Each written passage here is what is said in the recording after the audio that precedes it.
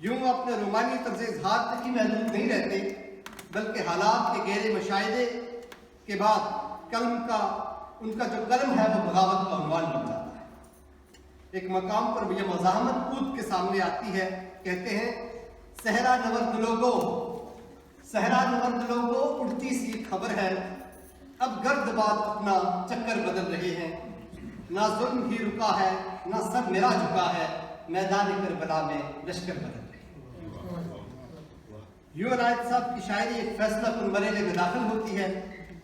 आजद साहब शायरी के सफर में कहीं ताज़ा जहां भी आबाद करते हैं, जिसमें हयात इंसानी के तमाम रंग अपनी तमाम तर खूबसूरती के साथ जलवगर दिखाई देते हैं।